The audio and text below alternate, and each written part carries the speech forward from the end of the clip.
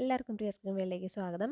നമുക്ക് ഇന്ന് ഇടിച്ചക്ക കൊണ്ട് നല്ല രുചിയുള്ളൊരു വടാട്ടം. അപ്പോൾ ഇത് കാണുമ്പോഴായാലും കഴിക്കുമ്പോഴായാലും നമുക്ക് ഇടിച്ചക്ക കൊണ്ടാണ് ഉണ്ടാക്കിയതെന്ന് അറിയില്ല. ശരിക്കും നമ്മൾ ചിക്കനൊക്കെ ഇടിച്ചിട്ട് ഉണ്ടാക്കിയാൽ എങ്ങനെയിരിക്കും വടയൊക്കെ അതുപോലെ ഇരിക്കും. പിന്നെ ഇതിൻ്റെ ചേരുവകളും കുറച്ച് വ്യത്യാസമുണ്ട്. നമ്മൾ അരച്ചിട്ടും ചേർക്കുന്നുണ്ട്, അരയ്ക്കാതെയും ചേരുവകൾ പൊടിച്ചിട്ട് ചേർക്കുന്നുണ്ട്, അങ്ങനെയൊക്കെ ചേർക്കുന്നുണ്ട്. അപ്പോൾ ഈ ഒരു ചക്ക മുഴുവനോടെ നമുക്ക് വെയിറ്റ് വരുന്നത് 800 ഗ്രാമാണ് വരുന്നത്. അപ്പോൾ ഇത് മുഴുവൻ ആവശ്യമില്ല കേട്ടോ. ഞാൻ അപ്പോൾ ഇതിൻ്റെ പകുതി ഭാഗമാണ് എടുത്തിട്ടുള്ളൂ. അതായത് ഒരു 400 ഗ്രാമൊക്കെ, അര കിലോൻ്റെ താഴെ കണ്ടിട്ടുള്ള ചക്കയാണ് എടുത്തിട്ടുള്ളത്. അപ്പോൾ അതിൻ്റെ തൊലിയൊക്കെ ചെത്തി കളഞ്ഞ് മൂക്കൊക്കെ ചെത്തി വൃത്തിയാക്കിയിട്ടുണ്ട്. അപ്പോൾ ഇത്തിരി പാകമായിട്ടുള്ള ചക്കയാണ് കേട്ടോ. എങ്ങനത്തെയാണെന്ന് വെച്ചിട്ടുണ്ടെങ്കിൽ ആ നാര് പോലെയൊക്കെ നല്ലോണം ഉണ്ടെങ്കിൽ നല്ല ടേസ്റ്റ് ആയിരിക്കും, ഇത് ശരിക്കും നല്ല രസമായിരിക്കും. ഇനി അപ്പോൾ അത് 4 പീസാക്കിയിട്ട് ഇതിലേക്ക് ഉപ്പൊന്നും ചേർക്കണ്ട. ഒരു 1/4 ടീസ്പൂൺ മഞ്ഞൾപ്പൊടിയും 1/4 ഗ്ലാസ് വെള്ളം ഒഴിച്ചിട്ട് നമുക്കിതൊന്ന് വേവിച്ചെടുക്കാം.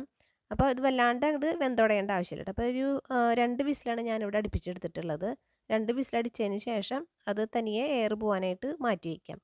ഇപ്പോൾ ഇത് 2 വിസിലടിച്ചിട്ടുണ്ട്. ഇനി അത് എയർ പോകാനായിട്ട് മാറ്റി വയ്ക്കുന്ന നേരം കൊണ്ട് നമുക്ക് മസാല റെഡിയാക്കാം. ഒരു മിക്സി ജാറിൻ്റെ ചെറിയ ജാർ എടുത്തിട്ട് 2 വറ്റൽമുളക് ഇട്ട് കൊടുത്തിട്ടുണ്ട്. പിന്നെ 1/4 കപ്പ് പൊട്ടുകടലയാണ് കേട്ടോ. നമുക്ക് തനിയെ കഴിക്കാൻ പറ്റുന്ന പൊട്ടുകടലയില്ലേ, അതാണ്. അത് 1/4 കപ്പ് ഇട്ട് കൊടുക്കുക, അതായത് 4 ടേബിൾ സ്പൂൺ.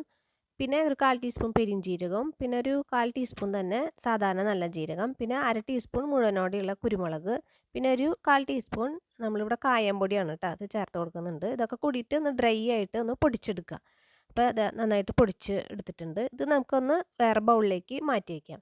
ഇനി നമുക്ക് അതേ മിക്സി ജാറിലേക്ക് തന്നെ കുറച്ച് ഇൻഗ്രീഡിയൻസ് അരയ്ക്കണം. ഇത് കൂടാതെയും ഇനി വേറെ നമ്മൾ ചേർക്കുന്നുണ്ട് കേട്ടോ, അരപ്പ് കൂടാതെ.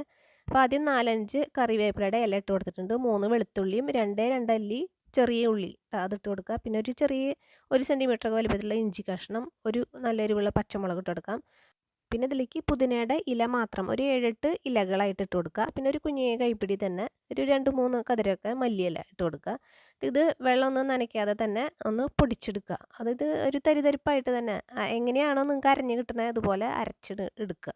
അല്ലാണ്ട് ഫൈനായിട്ട് അരയ്ക്കണമെന്നില്ല. അപ്പോൾ വേണ്ട, ഒന്ന് ചതച്ചെടുത്ത പോലെയാണ് ഇത് കാണുന്നത്. അപ്പോൾ ഈ അരപ്പും നമുക്ക് ആ ബൗളിലേക്ക് തന്നെ ഇട്ട് കൊടുക്കാം. അപ്പോൾ ഇത് കൂടാതെ നമുക്ക് വേറെ ചേരുവകൾ ചേർക്കണം. അപ്പോൾ അതിന് മുന്നേ നമുക്ക് ചക്ക ഇപ്പോൾ നന്നായി വെന്ത് വന്നിട്ടുണ്ട്. അപ്പോൾ അതൊന്നും കൂടി ഞാൻ ടീസ്പൂൺ കൊണ്ട് ഒന്ന് ചെറിയ പീസുകളാക്കിയിട്ട് നമുക്കിതൊന്ന് പൾസ് മോഡിലിട്ട് ഒന്ന് തിരിച്ചെടുക്കണം. അല്ലെങ്കിൽ ആ കൈ കൊണ്ട് ഉടയ്ക്കാനായിട്ട് പറ്റില്ല, കാരണം അതിലത്തെ ചുളകളുണ്ട്. അപ്പോൾ ചുളയും കൂടി ഒന്ന് ക്രഷായിട്ട് വരണം. അപ്പോൾ അതുകൊണ്ട് ചെറിയ ജാറിലിട്ടിട്ട് ഒന്ന് പൾസ് മോഡിൽ 2 തിരിച്ചിട്ട് മതി കേട്ടോ. അപ്പോൾ അത് വല്ലാണ്ട് അങ്ങോട്ട് അരയരുത്. ആ ഒരു നാര് അങ്ങനെ തന്നെ നമുക്ക് കിട്ടണം. ആ ഒരു രീതിയിൽ 2 വട്ടമാണ് ഞാൻ പൾസ് മോഡിൽ. ഒരു വട്ടം തിരിച്ചിട്ട് ഒന്ന് തട്ടിയിട്ട് കൊടുത്തതിന് ശേഷം രണ്ടാമത്തെ വട്ടം ഒന്ന് തിരിച്ചെടുത്തു. ഇനി അതും കൂടെ നമുക്ക് ഇതിലേക്ക് ഇട്ട് കൊടുക്കുക, ഈ ബൗളിലേക്ക് ഇട്ടിട്ട്. ഇനി ഒരു ചെറിയ സൈസ് സവാളയാണ്, ഒന്ന് നടുകെ മുറിച്ചതിന് ശേഷം നൈസായിട്ട് നീളനെ അരിഞ്ഞിട്ട് ഇതുപോലെ ഇതിലേക്ക് ഇട്ട് കൊടുക്കാം, ചേർത്ത് കൊടുക്കാം. ഇനി ഇതിലേക്ക് മസാലകളായിട്ട് 1/2 teaspoon garam masala, 1/2 teaspoon Kashmiri chilli പൗഡറും, 1/4 ടീസ്പൂൺ മഞ്ഞൾപ്പൊടി, പിന്നെ 1/2 ടീസ്പൂൺ സാധാരണ നല്ല എരിവുള്ള മുളക് പൊടിയും, പിന്നെ ഇതിലേക്ക് ആവശ്യത്തിനുള്ള ഉപ്പ് ചേർത്ത് കൊടുക്കുക. പിന്നെ 1 ടീസ്പൂൺ നമ്മുടെ ഗോതമ്പ് പൊടിയാണ് ഇട്ട് കൊടുക്കുക. പിന്നെ 1 ടീസ്പൂൺ അരിപ്പൊടി, നൈസ് വറുത്ത അപ്പത്തിനൊക്കെ ഉപയോഗിക്കുന്ന അരിപ്പൊടിയാണ് 1 ടീസ്പൂൺ ഇട്ട് കൊടുത്തിട്ടുണ്ട്.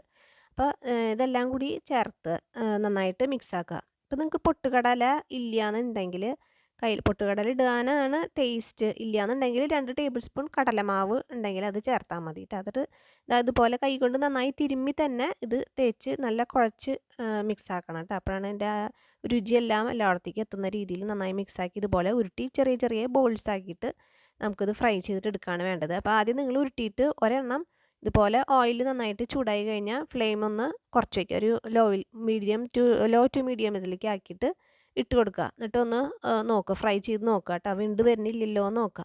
വിണ്ട് വരുന്നുണ്ടെങ്കിൽ അതിൻ്റെ അർത്ഥം അതിൻ്റെ ബൈൻഡിങ് കുറവാണ്. അപ്പോൾ ഏതെങ്കിലും കുറച്ച് കടലമാവ് കുറച്ചും കൂടെ 1 ടീസ്പൂണോ 1/2 ടീസ്പൂണായിട്ട് കുറേശ്ശെ ഇട്ട് കൊടുത്താൽ മതി കേട്ടോ. മാവൊന്നും ഇതിൻ്റെ മുന്നിലേക്ക് നിൽക്കരുത്. ജസ്റ്റ് നമുക്കൊരു ബൈൻഡിങ് കിട്ടാൻ വേണ്ടി മാത്രം നമ്മൾ കുറേശ്ശെ ചേർത്ത് കൊടുത്തിട്ടുള്ളൂ. അപ്പോൾ ഒരെണ്ണിട്ട് റെഡി ആയിപ്പോൾ ഞാനെല്ലാം ഉരുട്ടി ഇതുപോലെ ഉണ്ടകളാക്കി ഇട്ട് കൊടുത്തിട്ടുണ്ട്. നമുക്കൊരു മീഡിയം ഫ്ലെയിമിലിട്ടിട്ട് ഫ്രൈ ചെയ്തിട്ട് ഒരുവിധം നന്നായി മൊരിഞ്ഞൊക്കെ വരുമ്പോൾ നമുക്ക് കോരിയെടുത്ത് കഴിഞ്ഞിട്ടുണ്ടെങ്കിൽ നല്ല ടേസ്റ്റുള്ള വടകൾ റെഡി ആയിട്ടുണ്ട്. നല്ല ഇടിച്ചക്ക വടകളാണ്.